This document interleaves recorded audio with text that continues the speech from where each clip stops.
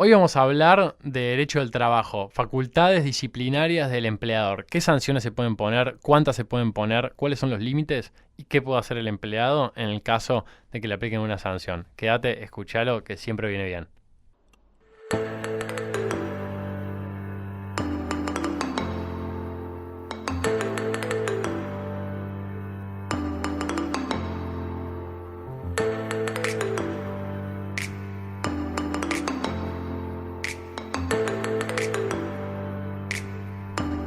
Bienvenidos a todos, una nueva dosis de derecho. Hoy tenemos una dosis de derecho laboral, una dosis de derecho cordobesa, porque la tengo aquí conmigo a Pauli. Hola Gonchi, ¿cómo va? ¿Todo bien? Bien. Bien, che, todo bien. Muchas gracias por acompañarme. Hoy vamos a hablar de derecho del trabajo.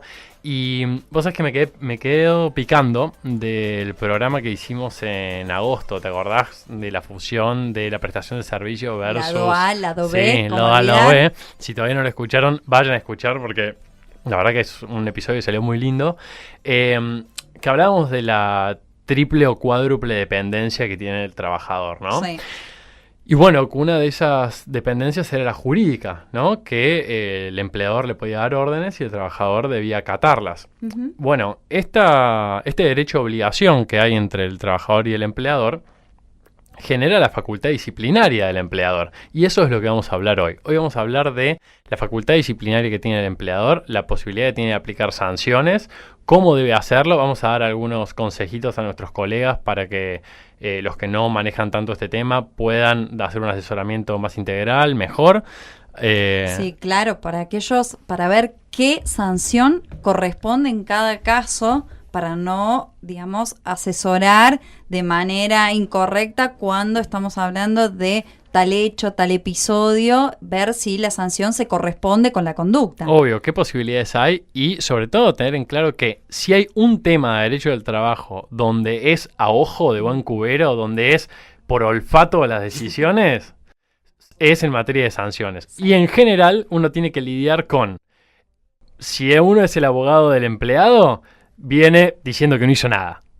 Y si uno es el abogado... ¿Se niega? Sí, se niega todo. Y cuando uno es el abogado del empleador, viene que lo quiere echar ante la primera cosa que hace. Exactamente, la primera que quiere es la desvinculación. Entonces, bueno, vamos a analizar un poquito eso, ¿sí? Y vamos Tema súper interesante para un lado y del otro, ¿no? Todo el mundo, sí, incluso para los que son empleados o empleadores. Bueno, esta facultad, la facultad disciplinaria del empleador, la vamos a encontrar en los artículos 67 y 68 de la Ley de Contrato de Trabajo, y esto lo vamos a ir repitiendo, no los voy a leer, pero los vamos a ir refiriendo durante todo el programa, ¿bien?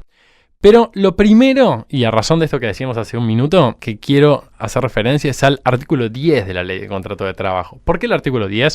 Porque este artículo es el que tiene el principio de conservación del vínculo laboral. ¿Qué es lo que dice este principio, este artículo? Que ante la incertidumbre de cualquier situación se debe priorizar el mantenimiento del vínculo. ¿Esto a quién va dirigido? Tanto a los empleadores enojados y ansiosos por despedir ante un hecho negativo o una inconducta de sus empleados, como a los empleados que puedan ejercer su derecho a considerarse despedidos por una sanción que creen excesiva. ¿Bien? Exacto. Se le aplica a ambas partes. ¿De acuerdo? Es un principio rector. Correcto, sí. El empleador tiene la facultad, como dijimos recién, de organizar y dirigir el trabajo de la empresa al logro de sus fines. El artículo 64 de la Ley de Contrato de Trabajo, en una parte dice: el empleador tiene facultades suficientes para organizar económica y técnicamente la empresa, explotación o establecimiento. ¿Bien? Y ese poder de dirección se aplica a sus empleados que, por supuesto, lo tienen que acatar. Y en caso de que no lo hicieran, es decir, que incumplan con esta obligación, lo que decíamos recién, el empleador tiene la alternativa de aplicar medidas correctivas. ¿Bien? Ahora, ¿qué son medidas correctivas? Bueno, tenemos sanciones, digamos, de dos tipos. Vamos a empezar, vamos a clasificarlas. Sí. Ustedes saben que las clasificaciones no son correctas o incorrectas, sino que son útiles o inútiles. En este caso, esta a mí me sirve mucho, que es 2 en 2. Sanciones de orden ético o moral, como por ejemplo una advertencia, o un llamado de atención, o un apercibimiento, ¿sí? Estas sanciones no causan ningún perjuicio material o económico inmediato al trabajador, aunque sí pueden configurar un antecedente para una sanción más grave en el futuro, por acumulación o por repetición. Consulta. ¿Estos llamados de atención o apercibimiento están de manera escrita? ¿Pueden ser de distinta forma? ¿Oral? ¿Están en el legajo? En general, lo que son la advertencia en general es verbal. Sí. El llamado de atención a veces sí, a veces no, y el apercibimiento ya en el 100% de los casos, el 90% de los casos, es escrito. Sin perjuicio de lo cual, yo trato de recomendar de que las sanciones, cualquiera sea, esté por escrito o quede una constancia de alguna manera. Ya vamos a ver qué opciones hay, claro. Pero siempre debe quedar escrito porque además es uno de los requisitos para que la sanción sea válida. Lo vamos a ver más adelante. Este tipo de sanciones afectan el honor profesional, si se quiere, del empleado. Es como... ¿Te acuerdas Lógico, te retan. ¿Te acuerdas el cachetazo corrector que te pegaba tu mamá? Que no dolía, pero sí humillaba. Sí. Bueno, más o menos es eso. Es verdad. Es verdad. Un saludo a mi mamá. Te retan. A mí no me pegaban. Sí, a mí me fajaban. Mi mamá y mi abuela.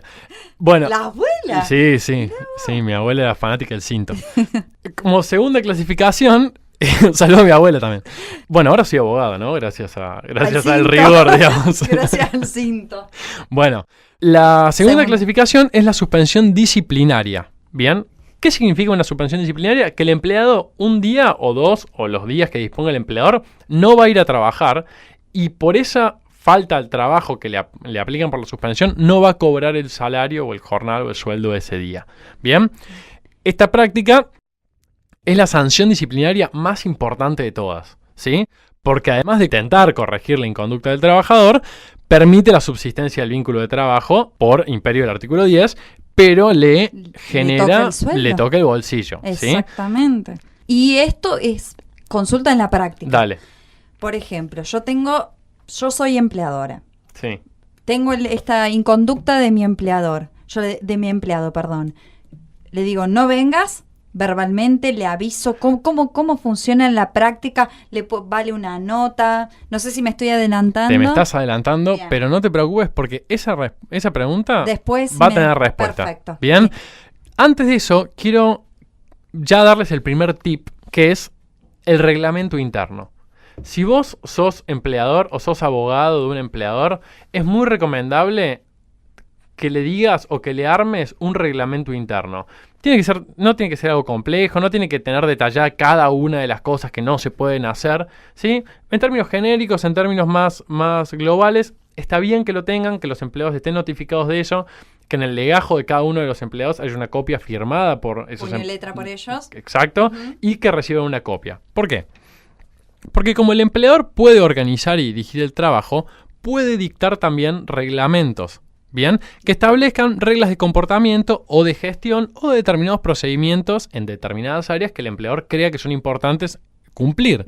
Bien, ¿por qué? Porque por ahí es difícil entender la relevancia de un determinado procedimiento o de una determinada conducta si no está plasmada por escrito. Lógico, ¿bien? Entendible y aparte... Muchas de los empleadores utilizan ese reglamento que, como bien dijiste, no necesariamente tiene que ser un reglamento extenso, sino concreto, con digamos, ciertos límites que se ponen, los procedimientos. Y tampoco tiene que estar redactado con un alto nivel jurídico, cualquier empleador lo puede hacer con sus palabras. Y lo ideal es que esté firmado por el empleador.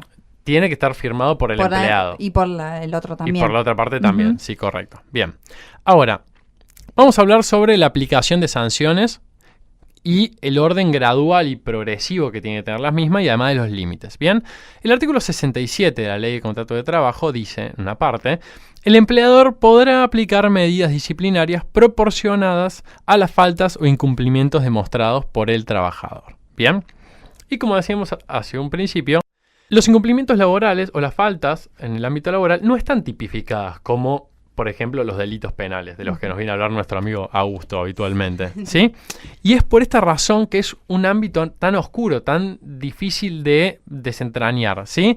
Es por esto que hay que analizarlos y valorar cada incumplimiento según las circunstancias que los rodean para decidir qué sanción aplicar. No nos olvidemos que el artículo 68 de la Ley de Contrato de Trabajo refiere a las modalidades de su ejercicio y al debido respeto a la dignidad del trabajador y que la aplicación de sanciones no puede configurar un abuso del derecho. Bien, el empleado está muy protegido en este sentido. Sí. Y el empleador, justamente por eso, debe moverse con mucho cuidado. Dice este artículo: el empleador, en todos los casos, deberá ejercitar las facultades que le han conferido los artículos anteriores, así como la de disponer suspensiones por razones económicas, en los límites y con arreglo a las condiciones fijadas por la ley, los estatutos profesionales, las convenciones colectivas de trabajo, los consejos de empresa y, si los hubiere, los reglamentos internos que estos dictaren. Otra vez, el tema de reglamentos, ¿no? Sí. Siempre se cuidará de satisfacer las exigencias de la organización del trabajo en la empresa y el respeto debido a la dignidad del trabajador y sus derechos patrimoniales, excluyendo toda forma de abuso del derecho. Bien, y acá viene el segundo tip importante que les voy a pasar: el descargo. ¿Qué es el descargo? El descargo es la posibilidad que tiene el empleado, antes de que se le aplique la sanción, de explicar por qué incumplió con un procedimiento o por qué se comportó de una determinada manera. Bien, esto es muy importante. ¿Por qué? Porque preserva el derecho de defensa del empleado, es decir, no se le aplica una sanción sin antes ser oído. Bien, ya es el respeto a una garantía constitucional básica del derecho de defensa, ¿sí? Le da al empleador información extra para decidir qué sanción aplicar. Bien, mira, nosotros una vuelta teníamos un caso de un empleado que llegaba tarde y le advirtieron, llamamos me acuerdo que el cliente ya lo quería echar y cuando le pedimos en un momento el descargo, nos confesó que él tenía un hijo que tenía un problema madurativo y que le costaba mucho llevarlo al colegio y por eso, en general, llegaba tarde porque, bueno, tenía este tipo de problemas. Y le daba mucha vergüenza contarlo, pero en el ámbito de la privacidad y cuando le explicamos que el descargo iba a ser, no le generaba ningún perjuicio y qué sé yo, se abrió y lo contó. Bueno, no solo que no le aplicaban la sanción a ese empleado, sino que buscaron cambiarle el horario para que pudiera llegar a tiempo y incluso creo que después le trataron de dar una mano también con como su que hijo, no siempre el descargo. Es importante escuchar, porque por ahí uno no lo tiene en cuenta y dice, este llega tarde porque es un vago, por ejemplo, por ahí sí, es un vago, pero por ahí no, y está bueno saberlo. Entonces, uno recibe más información. Otra campana, ¿no? Obvio. Y otro punto muy importante es que demuestra una actividad por parte del empleador que te permite estirar un poco la contemporaneidad de la sanción que vamos a ver dentro de un ratito. Bien, entonces, haciendo referencia al derecho penal, este tema del descargo, y es una de mis primeras recomendaciones, es ante cualquier incumplimiento, no importa si uno le quiere poner la sanción o ya tiene decidida la sanción o ya sabe que lo va a sancionar o sabe que no lo va a sancionar, siempre se pide un descargo y ese descargo quede en el legajo. Después no importa si uno lo usa o no lo usa, pero está bien que quede, ¿sí? Este descargo tiene que contener una clara explicación del hecho que se le imputa al empleado, tiene que estar hecho por escrito y tiene que ser entregado al empleado en copia y el empleado firmar una copia y si no, esto yo recomiendo que lo hagan con un testigo, ¿bien? Para que si el empleado no quiere firmar pueda darse cuenta de que este testigo pueda dar cuenta de que se le dio la posibilidad de hacer el descargo. Se le tiene que decir verbalmente o debe constar en el escrito que tiene derecho a formular un descargo, que es una explicación que él tiene para dar de ese hecho que está escrito ahí y que esa explicación va a ser tenida en cuenta al momento de decidir si se le aplica o no una sanción y qué sanción se le aplica, pero que no lo perjudica no hacer el descargo. ¿Bien? Eso también es importante. Claro, dejarle aclarado por cualquier Claro, es que si vos no querés decir nada, no hace falta que digas nada, no te va a perjudicar. Si vos querés decir algo, tenés la posibilidad de hacerlo. Acá está, te llevas una copia. Bien, ahora, después de esto viene el momento de la sanción. Después de leído el descargo, después de analizar las circunstancias, después de haber entrevistado a otros compañeos de trabajo u otras cuestiones. ¿Qué hacemos? Viene el momento de la sanción. ¿Cuánto le pongo? El famoso, ¿cuánto le pongo? ¿Bien? ¿O te reís porque te ha pasado?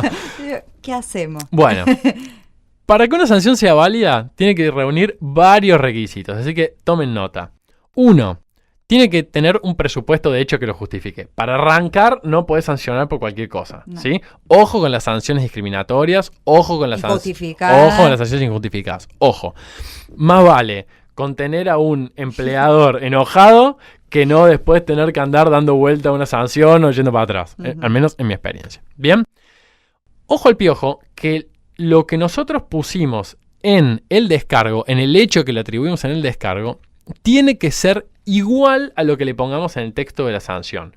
Porque si no, le hicimos hacer al empleado un descargo por un hecho del cual después no guarda vinculación. No guarda vinculación.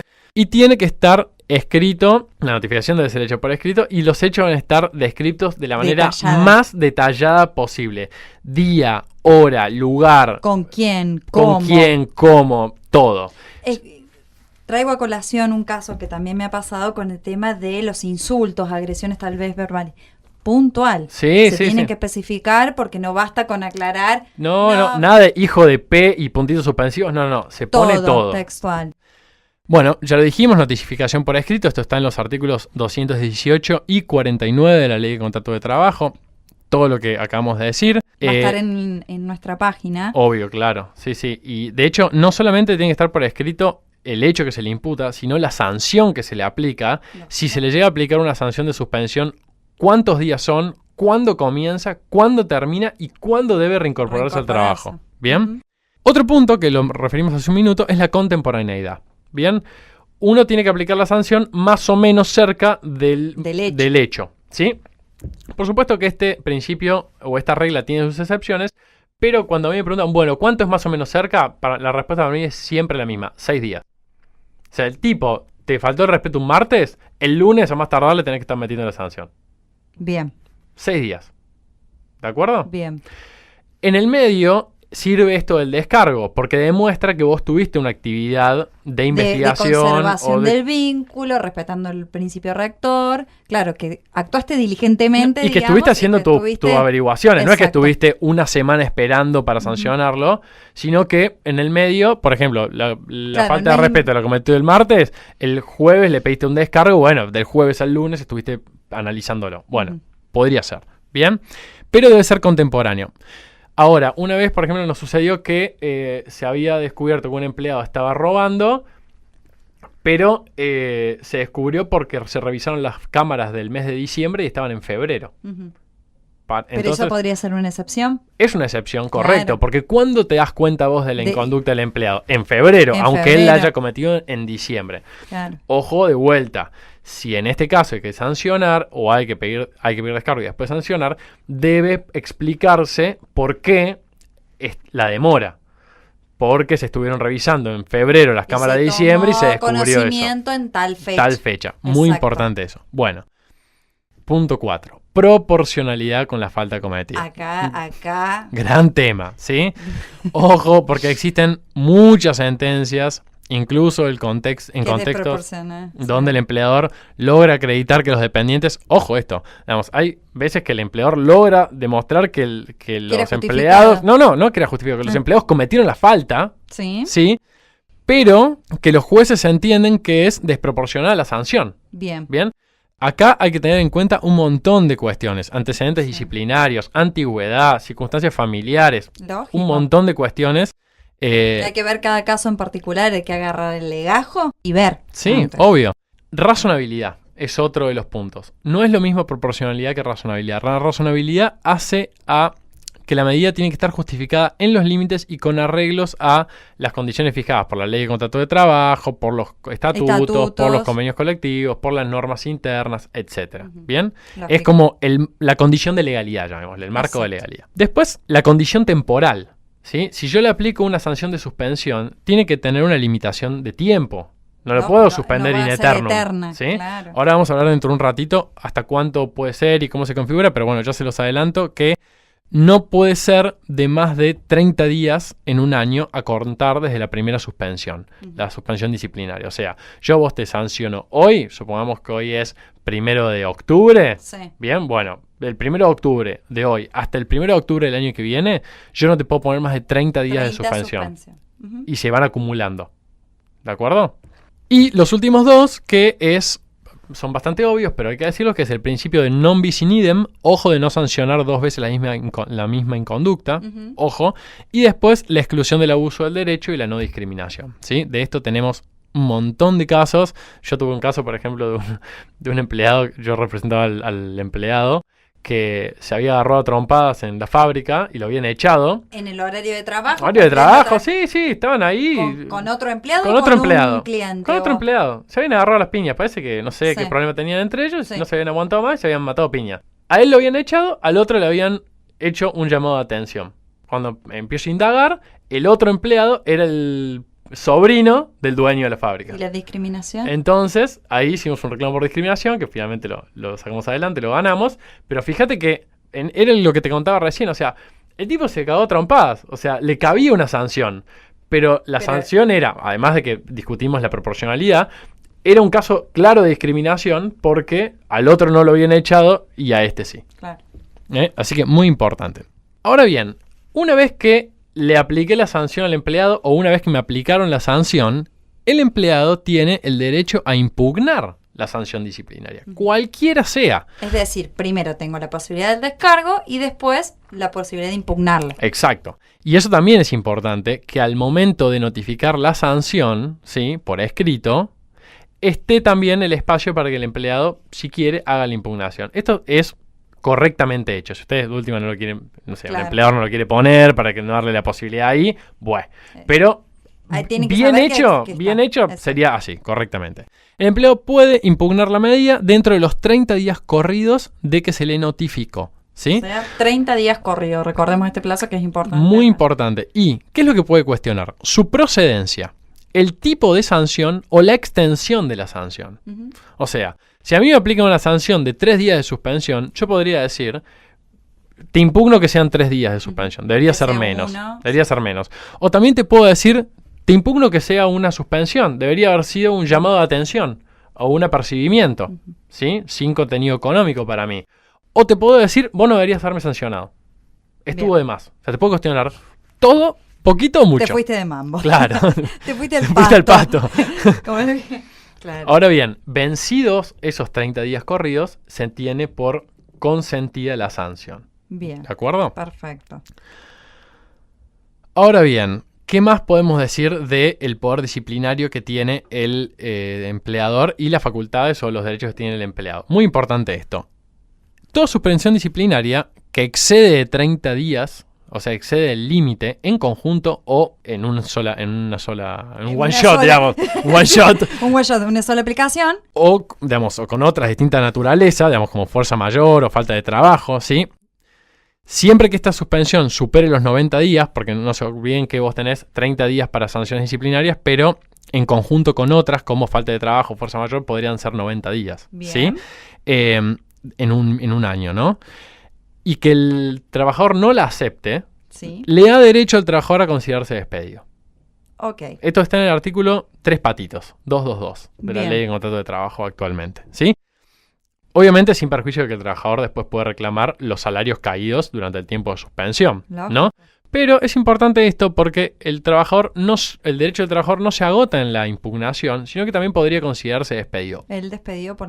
Pero, si vos sos un trabajador que tiene mucha antigüedad y cometiste una falta grave y te aplicaron un día de suspensión y vos rompes el contrato de trabajo por eso, ojo que no te apliquen el artículo 10 y te digan, vos debiste priorizar El principio de conservación. la conservación del contrato de trabajo porque vos te habías mandado un moco y te habían aplicado una sanción bastante leve dentro de la gravedad que es una suspensión, ¿no? Tal vez lo estaba buscando como una herramienta para considerarse despedido y ahí también juega la buena fe. Y Puede etcétera. llegar a entenderse eso, así que mucho cuidado.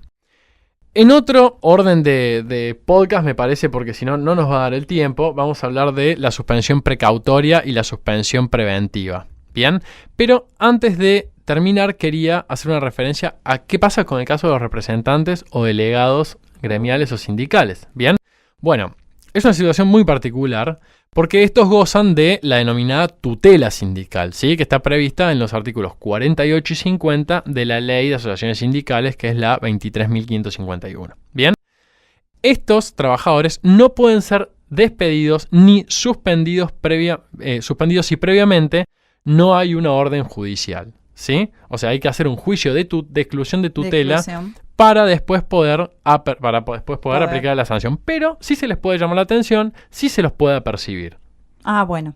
Bien para tenerlo en cuenta en el caso de aquellos que si uno quiere sancionar a un empleado con fueros sindicales sin tener que pasar por lo que establece el artículo 52 de la Ley de Asociaciones Sindicales, que es el desafuero, la exclusión de tutela, uno puede aplicar una sanción leve, que es un llamado de atención o un apercibimiento. Bien. Y por último quería hablar del despido. El despido. Acá se dividen las aguas. ¿Es una sanción disciplinaria o no es una sanción disciplinaria? ¿O es una causal de extinción? Bueno, mi postura respecto del despido es que no es una sanción de tipo disciplinaria, porque no busca encauzar el comportamiento del trabajador y adaptar su conducta al cumplimiento de los fines de la empresa. O sea, el despido se dirige a romper el vínculo jurídico laboral. Un adiós. Es un adiós. Porque, claro, o sea, mientras la sanción disciplinaria lleva consigo el castigo rehabilitador, ¿no? Para el trabajador, el despido, en el despido, el empleador ya no lo quiere ni ver. ¿Entendés? No. Ya no le interesa la rehabilitación del empleado, quiere que se vaya. Quiere fuera. Quiere que se vaya. Game over. Ite. Entonces, para mí el despido no es una sanción disciplinaria. Sí es la última ratio en una escala de sanciones. Pero para poder llegar al despido como sanción, uno tiene que haber, en cierta manera, agotado un caminito de ir tratando de reacondicionar, para que resulte justificable esta última herramienta. ¿Por qué? Por el artículo 10, por lo primero que dijimos. Terminamos hablando de lo mismo que arrancamos. El principio de conservación te exige que, salvo que la causal sea de una magnitud grosera, ¿entendés? O sea, que lo golpea al empleador como le orina el escritorio.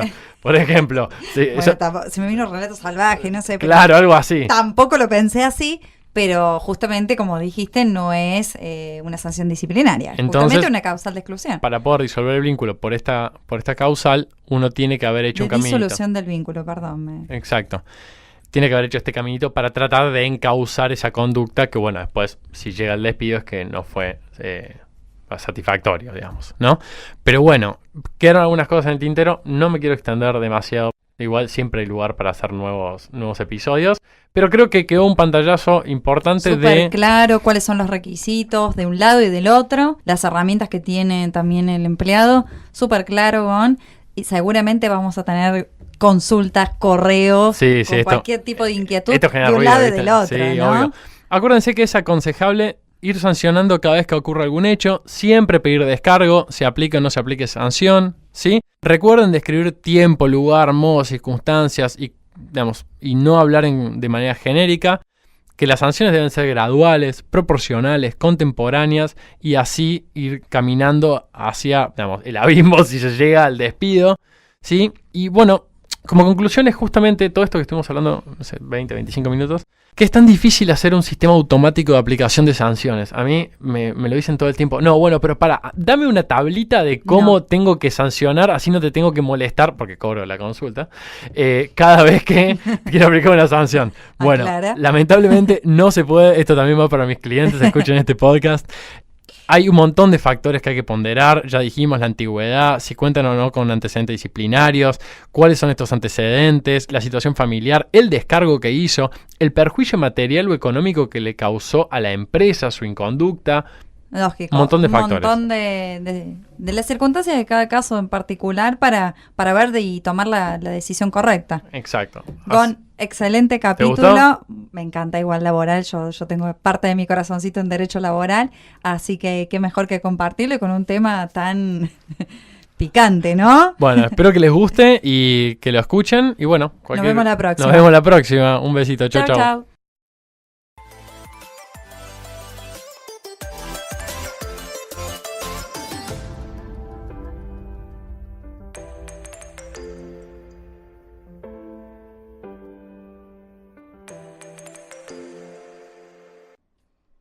Si te gustó este episodio, hay mucho más en nuestras plataformas de iTunes, YouTube, SoundCloud y Mixcloud.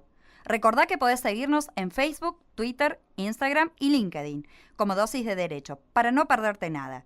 Y suscribirte en nuestra página www.dosisdederecho.wordpress.com. Si te resultó útil, no dejes de calificarlo y compartirlo con tus colegas y amigos.